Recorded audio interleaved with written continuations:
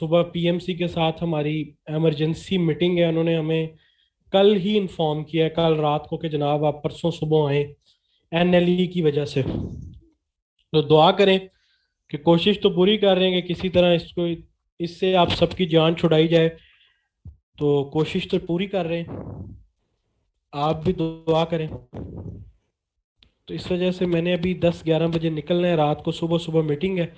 तो इस मीटिंग को लीड मैं कर रहा हूँ, तो इस वजह से मुझे जाना पड़ रहा है। तो आप लोगों की भी दुआओं की ज़रूरत है, कि आप लोग दुआ करें। या देना है आप लोगों ने, एनएलई की तैयारी तो नहीं कर रहे कहीं सारे?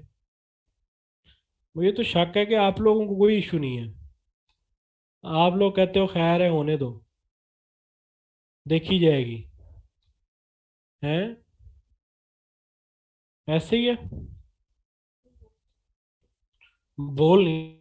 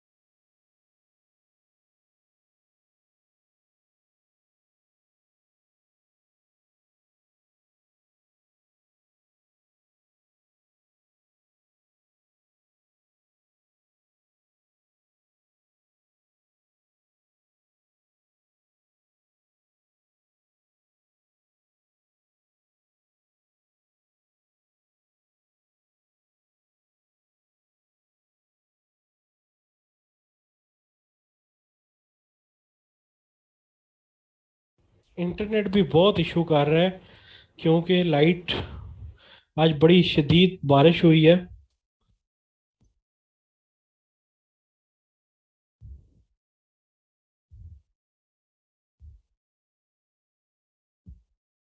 अच्छा जी, नशाबा।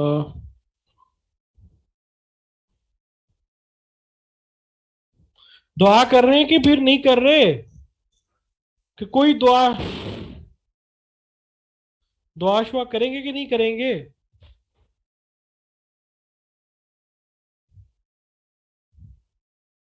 सारे के सारे दुआ करें यार, कल हमने जाना है, कल हमारी मीटिंग है। कोई ना कोई हमारी बात सुन नहीं ले, छोटी मोटी, वो अगर सुने। अच्छा जी, बिस्मिल्लाह रहमान रहीम। आज का जो हमारा टॉपिक है, रिकॉर्डिंग स्टार्ट कर दें निशाबा। आज का जो हमारा टॉपिक है वो है, सब टॉपिक्स की आ गई है। मैंने clinical pictures of nephrotic and nephritic syndrome की वीडियो खुद नहीं बनाई। उसकी वजह सिर्फ ये है कि आप लोगों को मैं वो खुद पढ़ाना चाहता हूँ। तो मुझे ना रिकॉर्डेड लेक्चर का इतना खास मज़ा नहीं आता।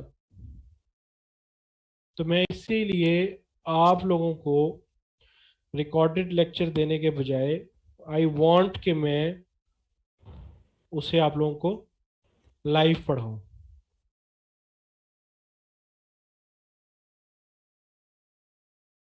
ठीक है जी, अच्छा लें जी, स्टार्ट करते हैं जी सारे। बिस्मिल्लाह रहमान रहीम। आज का जो हमारा टॉपिक है that is clinical picture of nephrotic and nephritic syndrome. बड़ा ही इंपॉर्टेंट टॉपिक है। आप लोगों को प्रॉफ में, वाइवे में भी सुना जाता है, इसका लॉन्ग केस भी आ जाता है, और क्वेश्चन भी आ जाता है। 2 से 4 दफा इसका क्वेश्चन आ चुका है, नेफ्रोटिक एंड नेफ्रिटिक सिंड्रोम का। आप लोगों ने पैथोलॉजी में इसे बड़ी डिटेल में पढ़ा हुआ कि नेफ्रोटिक सिंड्रोम क्या होती है, नेफ्रिटिक सिंड्रोम क्या होती है। मैं इसे सिर्फ मेडिसिन की हद तक रखूंगा और मेडिसिन की हद तक मैं आपको इसके सिम्टम्स को क्लियर करवाऊंगा कि हमें कैसे पता चलता है कि ये डिजीज नेफ्रोटिक में काउंट करेंगे या नेफ्रिटिक में काउंट करेंगे। पहले तो ये जाने कि नेफ्रोटिक और नेफ्रिटिक का मतलब क्या है। देखिए, एक्चुअली ये वो कलेक्शन ऑफ डिजीजेज है जो ग्लोमेरुलस को इफेक्ट करती है। काइंडली रिकॉर्डिंग स्टार्ट कर लें जिसने करनी है, मैंने को होस्ट बना दिया हुआ है, हिफ्सा को भी बना दिया है, नुशाबा आपको भी बना दिया है।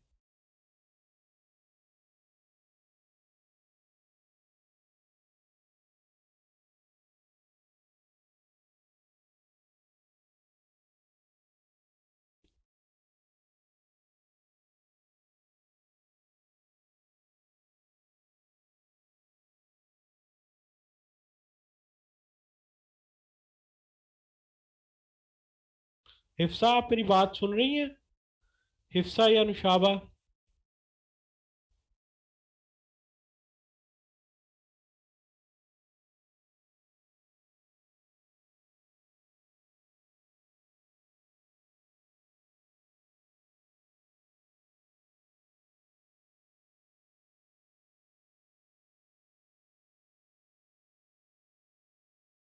हिफ्सा, मैंने आपको को होस्ट बना दिया है,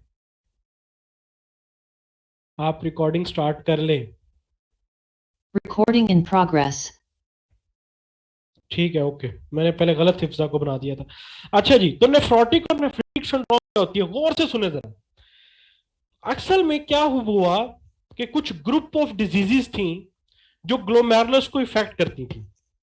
हमने उन ग्रुप ऑफ डिजीजेस को दो बड़े ग्रुप में डिवाइड कर दिया, उनकी सिम्टम्स की बेसिस के ऊपर, साइन एंड सिम्टम्स की बेसिस के ऊपर, उनकी क्लिनिकल प्रेजेंटेशन की बेस के ऊपर हमने उन्हें दो बड़े ग्रुप्स में डिवाइड कर दिया। एक का नाम हमने रखा नेफ्रोटिक सिंड्रोम और एक का नाम हमने रखा नेफ्रिटिक सिंड्रोम। वो तमाम की तमाम डिजीजेस जो नेफ्रोटिक के फीचर्स देती थी, जो नेफ्रोटिक के क्लासिफिकेशन में आती थी, उनको हमने नेफ्रोटिक सिंड्रोम का नाम दे दिया। और वो डिजीजेस जो नेफ्रिटिक के फीचर्स देती थी, उनको हमने नेफ्रिटिक का नाम रख दिया।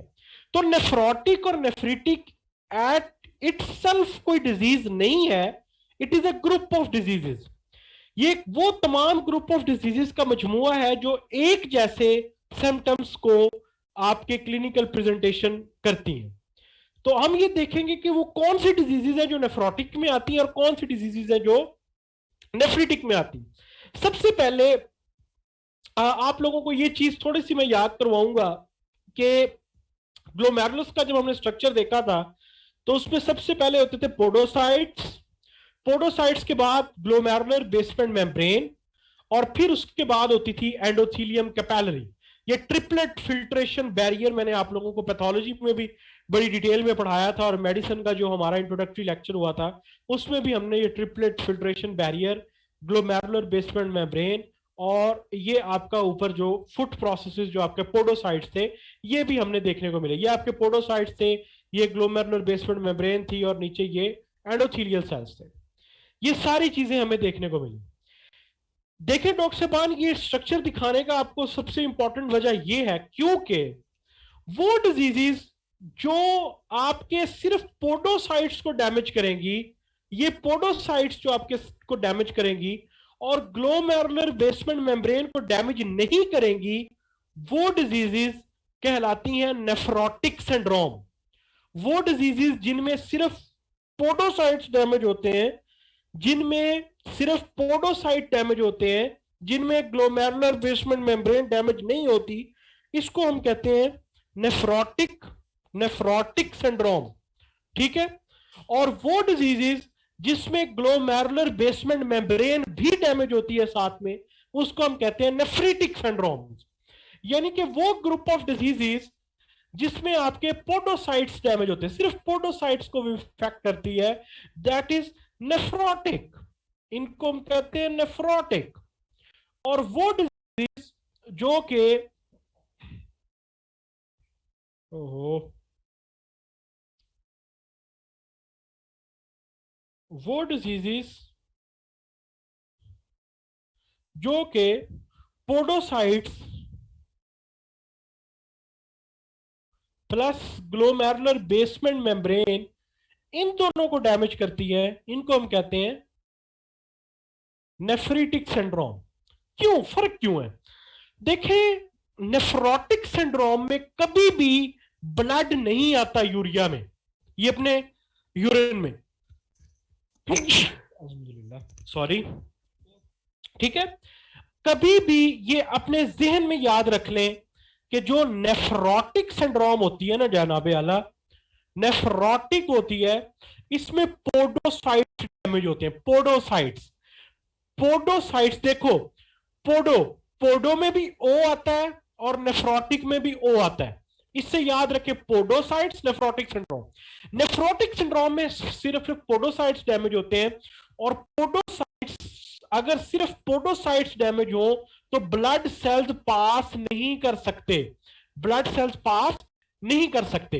इसी वजह से नेफ्रोटिक सिंड्रोम की जो डिजीजेस हैं वो हीमाचूरिया की प्रेजेंटेशन नहीं देती, वो प्रेजेंटेशन ऑफ हीमाचूरिया नहीं देती। ये मैंने पुरानी चीजें याद की हुई है जो आप लोग बाद में देख सकते हैं, फिलहाल मैं इसको डायरेक्ट इस पे आऊंगा। तो नेफ्रोटिक सिंड्रोम के फीचर्स क्या क्या होते हैं? प्रोटीन यूरिया, हाइपोएल्बिनीमिया, एडीमा, हाइपरलिपिडीमिया और हाइपरकोगुलेबिलिटी स्टेट। ये मैं सारी चीजें अभी एक्सप्लेन करूंगा। देखिए होता क्या है डॉक्टर साहबान, कि जब आपके पोडोसाइट्स डैमेज होते हैं, जब आपके पोडोसाइट्स डैमेज होते हैं तो आपकी पोडोसाइट्स के ऊपर होता है नेगेटिव चार्ज, नेगेटिव चार्ज, और आपकी प्रोटीन्स के भी ऊपर होता है नेगेटिव चार्ज। लेकिन नेगेटिव नेगेटिव को रिपेल करता है। एक तो प्रोटीन्स के मॉलिक्यूल्स बहुत बड़े होते हैं, वो पोडोसाइट्स की स्लिट्स में से पास नहीं कर सकते, और दूसरा नेगेटिव चार्ज नेगेटिव को रिपेल करता है, जिसकी वजह से प्रोटीन्स नॉर्मली ग्लोमेरुलस में से पास नहीं कर सकती। लेकिन जब ये पोडोसाइट्स का स्ट्रक्चर डैमेज हो जाता है तो ये नेगेटिव चार्ज भी डैमेज हो जाता है, जिसकी वजह से प्रोटीन फिल्टर होना शुरू हो जाती है। प्रोटीन्स किस में आना शुरू हो जाती है? जीएफआर में अपेयर होना शुरू हो जाती है, ग्लोमेरुलर फिल्ट्रेशन रेट में। और सबसे इंपॉर्टेंट प्रोटीन जो ग्लोमेरुलर फिल्ट्रेशन रेट में अपेयर होती है, that is your albumin, that is your albumin. और एल्ब्यूमिन का आप सबको पता है, it is actually maintaining colloidal osmotic pressure, colloidal osmotic pressure, जिसकी वजह से ब्लड फ्लूइड में से आपकी एक्स्ट्रा सेलुलर, अब एक्स्ट्रा सेलुलर स्पेसिस में नहीं जाता, जिसकी वजह से जो फ्लूइड है वो एक्स्ट्रा सेलुलर स्पेसिस में नहीं जाता, कोलॉइडल एक ऑस्मोटिक प्रेशर मेंटेन हुआ है। तो जाहिर सी बात है कि जब पोडोसाइट डैमेज हुए, पोडोसाइट डैमेज हुए तो नेगेटिव चार्ज भी डैमेज हो गया, तो जो नेगेटिव नेगेटिव आपस में एक दूसरे को रिपेल करता था वो खत्म हो गया। तो ये प्रोटीन्स किसमें अपेयर होना शुरू हो गई? जीएफआर में, खासतौर पे एल्ब्यूमिन। तो क्या होना शुरू हो गया? बॉडी से प्रोटीन्स कम होना शुरू हो गई और यूरिन में प्रोटीन ज्यादा होना शुरू हो गई। तो आपको प्रोटीन यूरिया होना शुरू हो गया, और एल्ब्यूमिन के कम होने की वजह से हाइपोएल्बिनीमिया होना शुरू हो गया। और जब एल्ब्यूमिन कम हुई तो आर्थोस्टैटिक प्रेशर मेंटेन नहीं हो पाया, कोलॉइडल ऑस्मोटिक प्रेशर मेंटेन नहीं हो पाया, जिसकी वजह से बॉडी में क्या होना शुरू हो गया? एडीमा। और जब प्रोटीन्स कम हो गई तो पीछे क्या बच गए? लिपिड्स। तो ब्लड में क्या इकट्ठे होना शुरू हो गए? ब्लड में किसकी क्वांटिटी बढ़ना शुरू हो गई? लिपिड्स की। लिपिड्स की क्वांटिटी बढ़ना शुरू हो गई, प्रोटीन्स की क्वांटिटी कम होना शुरू हो गई।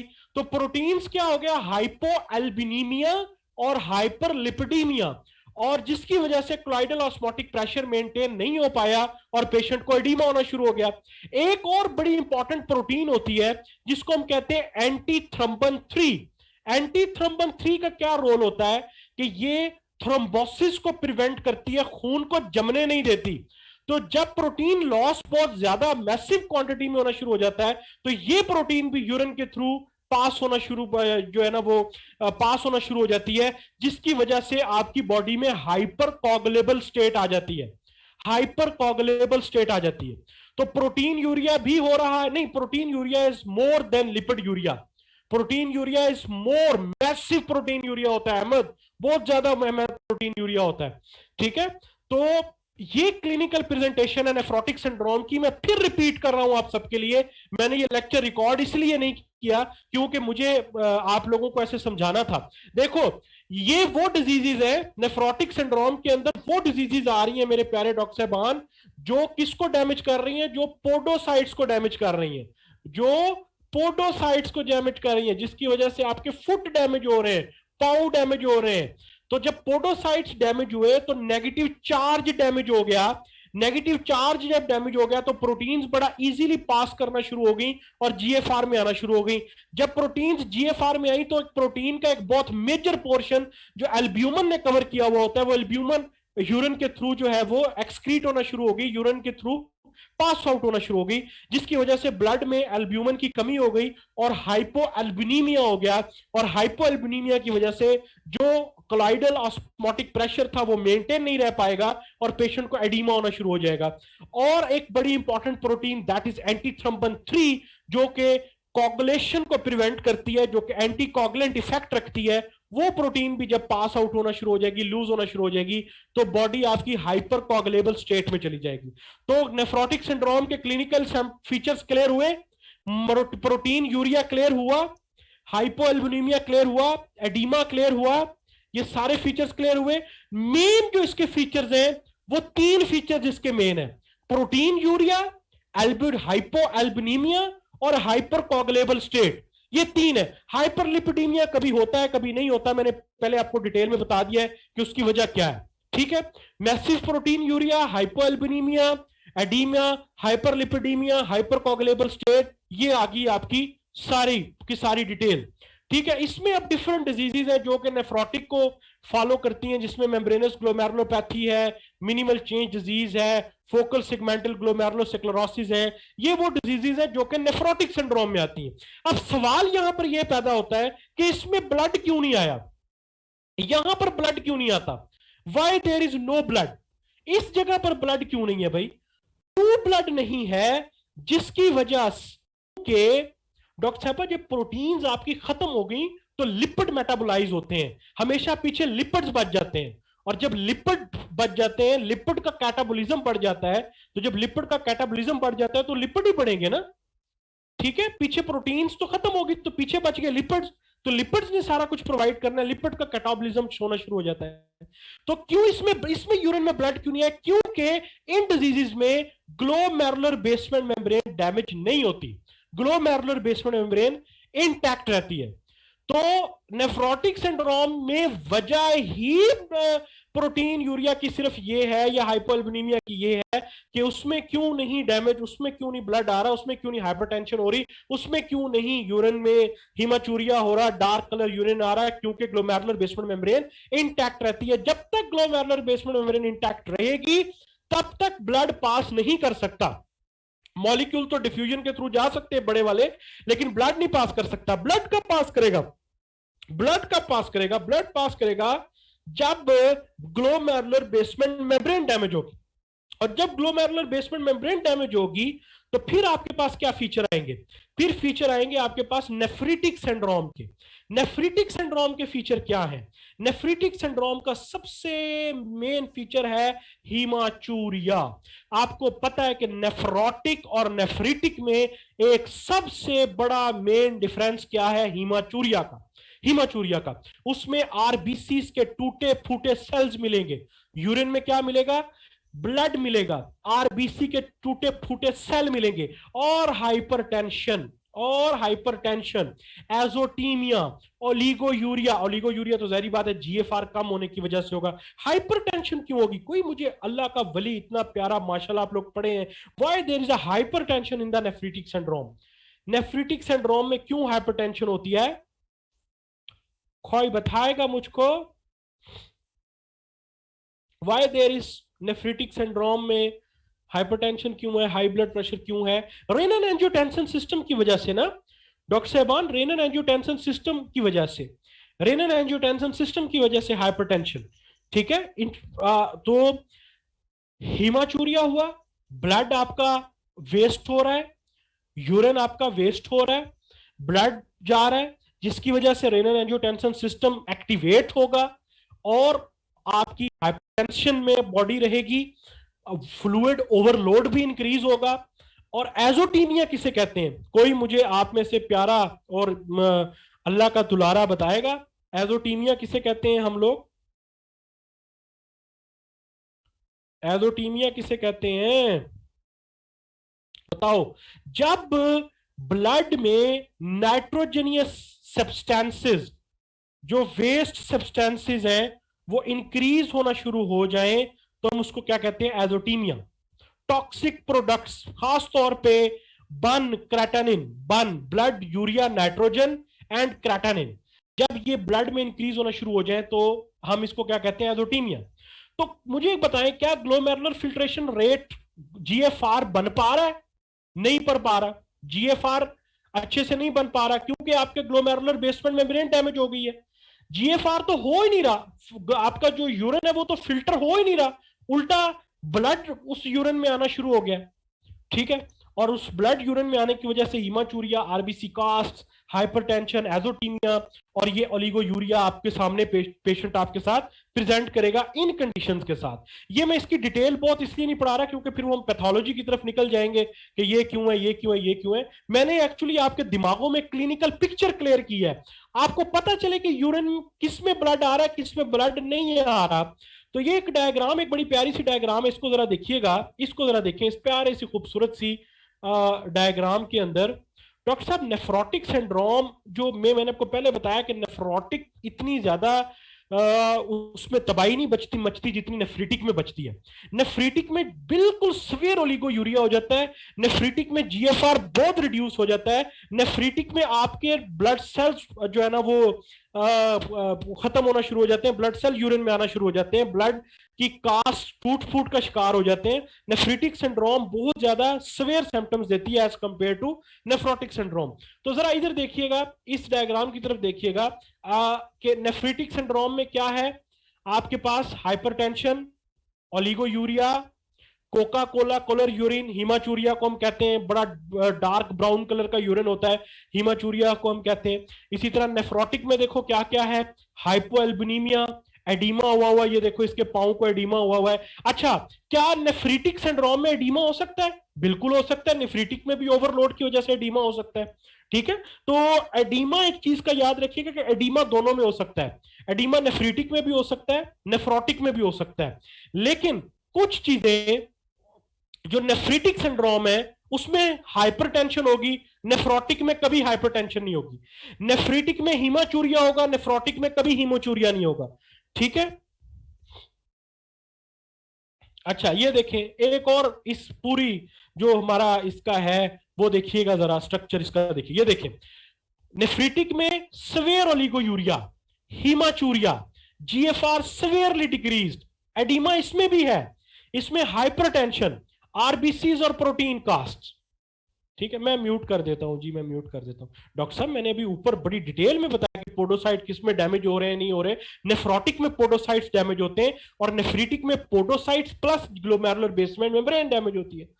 ठीक है, नहीं नेफ्रोटिक में oliguria is not common, azotaemia is not common, क्योंकि नेफ्रोटिक में लिपिड यूरिया भी हो रहा होता है, प्रोटीन यूरिया भी हो रहा होता है, नेफ्रोटिक में जीएफआर एक्चुअली बन रहा होता है, इतना ज्यादा जीएफआर इफेक्ट नहीं हो रहा होता क्योंकि उसमें ग्लोमेरुलर बेसमेंट मेम्ब्रेन इंटैक्ट रहती है।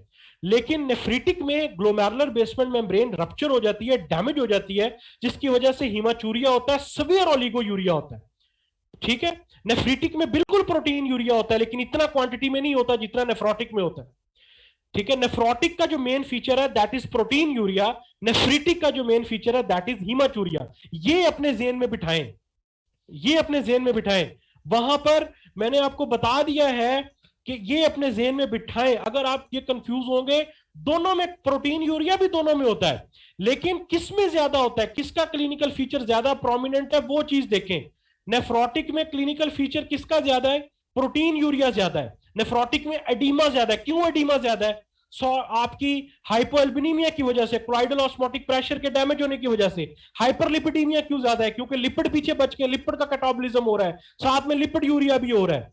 ठीक है, तो proteinuria, oedema, hyperlipidaemia, lipiduria, that is the features of nephrotic syndrome. Nephritic syndrome में क्या है, क्योंकि ग्लोमेरुलर बेसमेंट मेम्ब्रेन डैमेज हो रही है जिसकी वजह से हीमाचूरिया हो रहा है, ब्लड लॉस हो रहा है। जब ब्लड लॉस हो रहा है इसमें भी प्रोटीन यूरिया होता है, लेकिन नॉन सिलेक्टिव होता है, नॉन सिलेक्टिव, क्योंकि जो बैरियर है वो सारा का सारा टूट चुका है, कोई अब सारी प्रोटीन्स बाहर की तरफ निकलेंगी। लेकिन नेफ्रोटिक में सिलेक्टिव होता है। कौन सी प्रोटीन ज्यादा लॉस होती है? High albumin. ये मैं आपको पहले भी बता चुका हूं कि सबसे ज्यादा क्वांटिटी में जो प्रोटीन नेफ्रोटिक में लॉस होती है that is albumin. Albumin, hypoalbuminaemia. ठीक है, तो प्रोटीन यूरिया है, एडिमा है, हाइपरलिपिडीमिया है। नेफ्रीटिक में जिसमें ग्लोमेरुलर बेसमेंट मेम्ब्रेन का स्ट्रक्चर डैमेज हो रहा है उसमें ओलिगोयूरिया, हीमोचूरिया, हाइपरटेंशन और आरबीसीज और protein casts. Am I clear with this point? Am I clear with the clinical picture of nephrotic and nephritic syndrome? दोनों को डिफरेंशिएट कर लोगे? अगर मैं एक सिनेरियो देता हूं आपको कि एक 45 ईयर ओल्ड पेशेंट है, एक 45 ईयर ओल्ड पेशेंट है, उसको एडीमा है, एडीमा है, उसको प्रोटीन यूरिया है, लेकिन उसको नॉन प्रोटीन यूरिया है,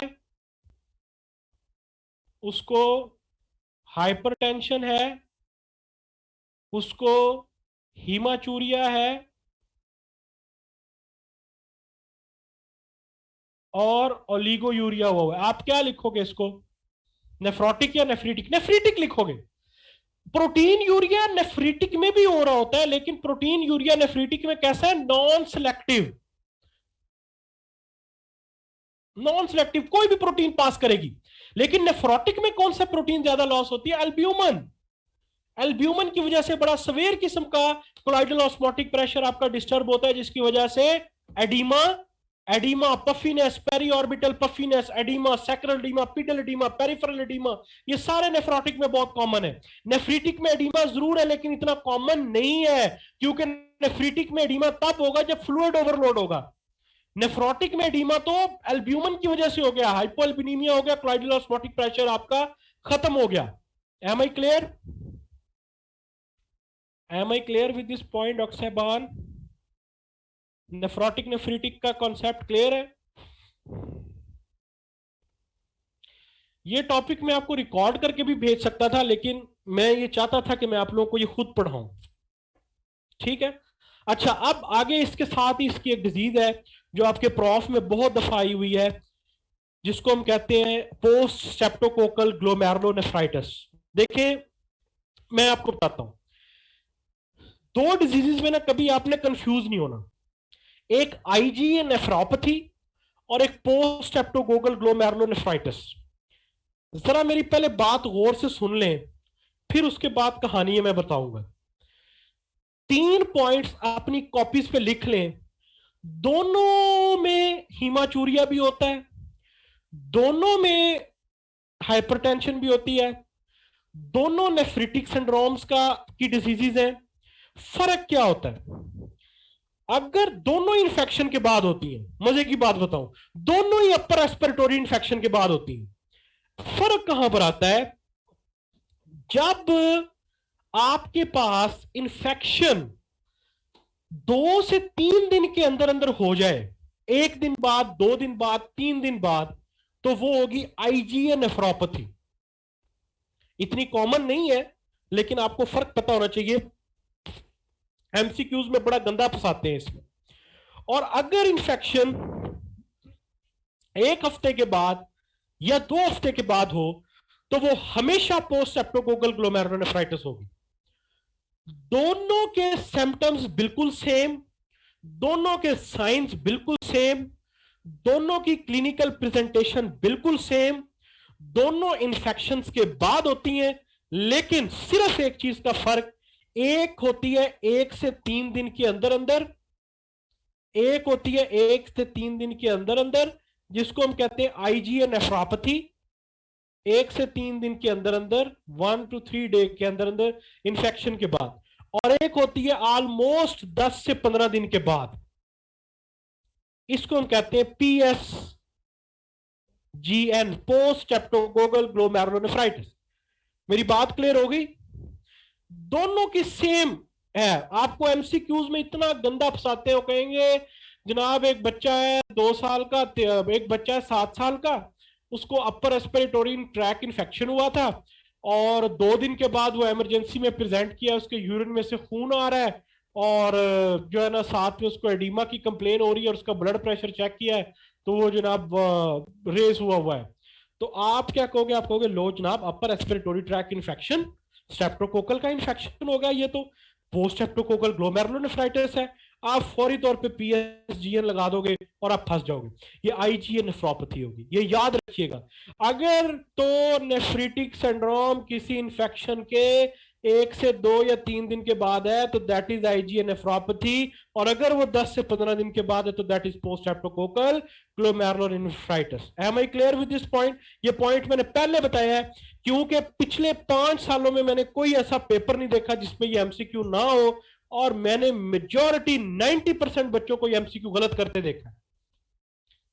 इवन के मेरे साथ मेरे कजन हैं, उन्होंने मेरा एग्जाम दिया, वो भी ये गलत करके आ गए थे। ठीक है, तो ये चीज अपने ज़हन में बिठा ले। पोस्ट स्ट्रेप्टोकोकल का मतलब ही क्या है? देखो, पोस्ट स्ट्रेप्टोकोकल का मतलब है पोस्ट, बाद में, स्ट्रेप्टोकोकल, स्ट्रेप्टोकोकल के बाद, स्ट्रेप्टोकोकल के इन्फेक्शन के बाद अगर ग्लोमेरुलस का इन्फेक्शन हो जाए, ग्लोमेरुलस में इन्फ्लेमेशन हो जाए, तो हम क्या कहते हैं उसे? Post streptococcal glomerulonephritis. होता क्यों है भाई? यंग बच्चों में होता है, 6 से 10 साल की एज में होता है, और इन्फेक्शन के 10 से 15 दिन के बाद होता है। एक बच्चे को रेस्पिरेटोरी ट्रैक इन्फेक्शन हुआ, 10 से 15 दिन के बाद वो इमरजेंसी में आपके पास प्रेजेंट करेगा, यूरिन उसमें से निकल रहा होगा, कोका कोला कलर यूरिन निकल रहा होगा, साथ में उसको हाइपरटेंशन हुई होगी। क्यों? देखिए, आप सबने जब स्ट्रेप्टोकोकल पढ़ा था, आपको याद होगा माइक्रोबायोलॉजी के अंदर स्ट्रेप्टोकोकल जब आप सबने पढ़ा था, तो आपने पढ़ा था उसके कुछ विरुलेंस फैक्टर होते हैं, याद है? Virulence factor, streptolysin O, streptokinase, hyaluronidase. Virulence factor हम किन्हें कहते हैं? वो चीजें जो कि आके बॉडी में हेल्प आउट करती है किसी बैक्टीरिया को कि वो डिजीज कॉज कर सके, अपनी जगह बना सके, अपनी कॉलोनाइजेशन कर सके। तो हमारी बॉडी उन्हीं विरुलेंस फैक्टर्स के अगेंस्ट क्या बनाती है? एंटीबॉडीज। और फॉर एग्जांपल उसका एक बैक्टीरिया का बड़ा इंपॉर्टेंट एक उसका विरुलेंस फैक्टर होता है जो कि प्रोटीन्स को इनगल्फ करने में बड़ा हेल्प आउट करता है, दैट इज जो ग्लाइकोप्रोटीन्स होती हैं, हेलुरोनिडेज। इसी तरह स्ट्रेप्टोकाइनेज है, इसी तरह एक स्ट्रेप्टोलाइसिन है। फॉर एग्जांपल ये स्ट्रेप्टोलाइसिन है। होता क्या है कि इस स्ट्रेप्टोलाइसिन के अगेंस्ट हमारी बॉडी क्या बनाती है? एंटीबॉडी, जिसको हम कहते हैं एंटी स्ट्रेप्टोलाइसिन ओ। ठीक है, एंटी स्ट्रेप्टोलाइसिन। होता क्या है कि जब ये आपस में एक दूसरे के साथ मिलते हैं तो क्या बन जाता है? Antigen antibody complex, antigen antibody complex. तो ये एंटीजन एंटीबॉडी कॉम्प्लेक्स क्या करता है कि इसको न्यूट्रलाइज कर देता है, इसको खत्म कर देता है, और डिजीज हमारी बॉडी से खत्म हो जाती है। लेकिन अगर किसी सवेयर इंफेक्शन में, या ऐसा अनकंट्रोल्ड इंफेक्शन था जो बड़ी देर रहा है, बहुत देर रहा है, कोई 10-15 दिन 20 दिन इंफेक्शन ठीक ही नहीं हुआ, या बड़ा सवेयर किस्म का इंफेक्शन था, तो ये जो एंटीजन एंटीबॉडी कॉम्प्लेक्सेस होते हैं ना, ये बहुत ज्यादा अमाउंट में बनते हैं, बहुत ज्यादा अमाउंट में बनते हैं। और ये जाहिर बात है फिर ब्लड में होते हैं, और ब्लड से ये ग्लोमेरुलस तक भी पहुंचते हैं। ये क्या करते हैं? ये वहां पर जो ग्लोमेरुलर बेसमेंट मेम्ब्रेन होती है ना डॉक्टर साहबान, वहां पर जाकर इकट्ठे होना शुरू हो जाते हैं।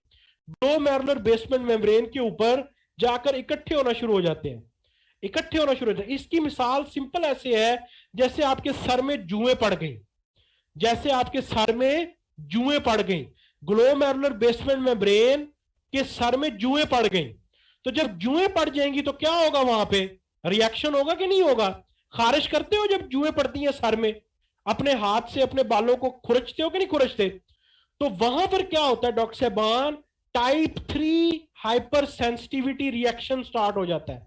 Type 3 hypersensitivity inflammatory reaction start हो जाता है। ये देखिए जरा, होता क्या है कि ये जो एंटीबॉडीज होती हैं, ये जो एंटीजन एंटीबॉडीज होती हैं, और ये एंटीजन के साथ मिलती हैं, और ये एंटीजन एंटीबॉडी कॉम्प्लेक्सेस आके कहां पर जमा होना शुरू हो जाते हैं? ये ग्लोमेरुलर बेसमेंट मेम्ब्रेन में आकर जमा होना शुरू हो जाते हैं। और ग्लोमेरुलर बेसमेंट मेम्ब्रेन में जब जमा होते हैं तो जाहिर बात है कि ये वहां पर as a foreign particle behave करते हैं। ग्लोमेरुलर बेसमेंट मेम्ब्रेन का तो हिस्सा नहीं है ना, ये हिस्सा है कि नहीं? नहीं, समझ लो जुएं पड़ गई हैं उनके ग्लोमेरुलर बेसमेंट मेम्ब्रेन के सर में। तो वहां पर एक हाइपर सेंसिटिविटी रिएक्शन स्टार्ट हो जाता है जिसे हम कहते हैं टाइप 3 हाइपर सेंसिटिविटी रिएक्शन। और ये रिएक्शन, ये इंफ्लेमेटरी रिएक्शन क्या करता है? आपकी ग्लोमेरुलर बेसमेंट मेम्ब्रेन को डैमेज, आपकी ग्लोमेरुलर बेसमेंट मेम्ब्रेन को डैमेज। ये देखो, ये डैमेज यहां से खत्म होना शुरू हो जाती है, डैमेज होना शुरू हो जाती है, इन्फ्लेमेशन होना शुरू हो जाती है इसकी, जिसकी वजह से जब मैंने आपको पहले बताया कि जब भी किसी डिजीज में ग्लोमेरुलर बेसमेंट मेम्ब्रेन डैमेज होगी तो क्या होगा? Haematuria, haematuria, proteinuria, non selective proteinuria, haematuria, उसमें आरबीसी कास फंसना शुरू हो जाएंगे, हीमाचूरिया होना शुरू हो जाएगा। Am I clear with this clinical picture? Am I clear? Am I clear? यहां तक क्लियर है? कोका कोला कलर्ड यूरिन इसमें आता है। ठीक है, ये देखें, ये एक पूरी उसने बताई हुई है कि जनाब इसमें देखें कि ओलिगो यूरिया हुआ है, इन्फ्लेमेशन हुई है, हीमाचूरिया हो रहा है, यूरिन का जो कलर है वो कोका कोला कलर्ड है, नॉन सिलेक्टिव प्रोटीन यूरिया साथ में हो रहा है, और ये नेफ्रिटिक सिंड्रोम को प्रेजेंट करेगी। लेकिन मुझे एक बात बताएं कि अगर ये क्वेश्चन प्रॉफ में आ जाए तो आप नेफ्रिटिक सिंड्रोम लिखोगे या पोस्ट स्ट्रेप्टोकोकल ग्लोमेरुलोनेफ्राइटिस लिखोगे? आप पोस्ट स्ट्रेप्टोकोकल ग्लोमेरुलोनेफ्राइटिस लिखोगे। Post streptococcal glomerulonephritis nephritic syndrome का ही पार्ट है, लेकिन आप हमेशा मोर स्पेसिफिक की तरफ जाओगे। आपको ये चीज पता चल गई है कि एक पेशेंट आपके सामने आया है, उन्होंने बताया कि जनाब ये 9 साल का बच्चा है, इसको ना 2 हफ्ते पहले बड़ा सवेयर किस्म का रेस्पिरेटरी ट्रैक इन्फेक्शन हुआ था, उसके बाद वो ठीक हो गया। अब 2 हफ्ते के बाद ये देखें इसके मुंह के ऊपर ऐसे पफिनेस होना शुरू हो गई है, इसका ब्लड प्रेशर हाई रहता है, यूरिन इसका कोका कोला कलर टाइप इसका यूरिन है, सांस इसे बहुत तेजी से चढ़ता है। सांस क्यों चढ़ेगा? जाहिर सी बात है कि जब ब्लड लॉस होगा तो हाइपरटेंसिव फेलियर के चांसेस होते हैं हमें। ठीक है, क्लियर? नेफ्रिटिक सिंड्रोम में मैंने आपको बताया, nephritic syndrome is a group of diseases. IgA nephropathy भी नेफ्रिटिक सिंड्रोम में है, पोस्ट ग्लोमेरुलोनेफ्राइटिस भी नेफ्रिटिक सिंड्रोम में है।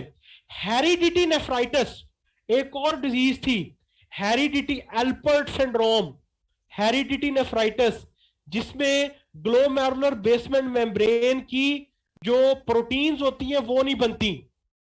और हेरिडिटी नेफ्राइटिस में आपको पता है कि वो डीफनेस भी उसमें होती है, आंखों पे भी असर पड़ता है। याद है कि भूल गए हो पैथोलॉजी में? हेरिडिटी नेफ्राइटिस ये सारी नेफ्रोटिक सिंड्रोम का हिस्सा है, नेफ्रिटिक सिंड्रोम का। लेकिन हम क्या लिखेंगे? बिल्कुल बिल्कुल जिसनिया होगा उससे, हम क्या लिखेंगे? हम पीएसजीएन लिखेंगे। Am I clear with this point doctor साहबान? डॉक्टर साहब हेरिडिटी, ठीक है, क्लियर? तो इसकी ट्रीटमेंट क्या होती है? देखिए, सबसे पहले तो ये सेल्फ लिमिटेड होती है, ये खुद ब खुद ठीक होना शुरू हो जाती है। जैसे जैसे जो इम्यून कॉम्प्लेक्सेस होते हैं, अगर एक्सीलेंट प्रोग्नोसिस है, जैसे जैसे इम्यून कॉम्प्लेक्सेस रिमूव होते हैं ये ठीक हो जाती है। लेकिन हम इसको सपोर्टिव ट्रीटमेंट देते हैं, जैसे हाइपरटेंशन में एंटी हाइपरटेंसिव ड्रग्स देते हैं, इसी तरह एडीमा के लिए हम डायूरेटिक्स देते हैं ताकि ज्यादा से ज्यादा डायूरेसिस हो और एडीमा खत्म हो सके। और अगर हमें लगता है कि जनाब कोई जो ऑर्गेनिज्म मौजूद है तो हम उसको प्रोफाइलैक्टिकली एंटीबॉडीज दे देते हैं। स्टीरॉइड्स बड़े सवेयर केसेस में देते हैं, लेकिन इतने ज्यादा इसमें हेल्पफुल नहीं होते। स्टीरॉइड्स हम तब देते हैं कि जब इन्फ्लेमेटोरी कास्केड हमारे बस से बाहर हो जाए, बहुत ज्यादा शदीद इन्फ्लेमेशन हो जाए और ना मेडिकल ट्रीटमेंट से असर हो रहा हो, तो फिर हम उसको स्टीरॉइड्स देते हैं। ठीक है, तो एंटी सपोर्टिव ट्रीटमेंट इसमें ज्यादा कॉमन है। सेल्फ लिमिटेड डिजीज है, खुद ही ठीक हो जाती है, जैसे क्योंकि हो किस वजह से रही होती है? आपके इम्यून कॉम्प्लेक्सेस की वजह से। जैसे ही वो क्लियर होते हैं ये डिजीज भी ठीक हो जाती है। ठीक है, तो हम इसमें सपोर्टिव ट्रीटमेंट देते हैं, एंटी हाइपरटेंसिव ड्रग्स, एडीमा के लिए डायूरेटिक्स, एंटीबायोटिक्स और स्टीरॉइड्स। क्लियर है डॉक्टर साहबान? आज का लेक्चर कैसा लगा है? ठीक है, सेटिस्फाइड हो कि नहीं? समझ आती है? कॉन्सेप्ट क्लियर होता है? चलिए डॉक्टर साहबान, बहुत बहुत शुक्रिया, जजाकल्ला, अल्लाह ताला आप सबके लिए आसानियां पैदा फरमाए। तो आज मैंने निकलना है इस्लामाबाद के लिए, मेरे लिए दुआ कीजिएगा, खैर खैरियत से अल्लाह लेकर जाए और खैर खैरियत से हम वापस आए।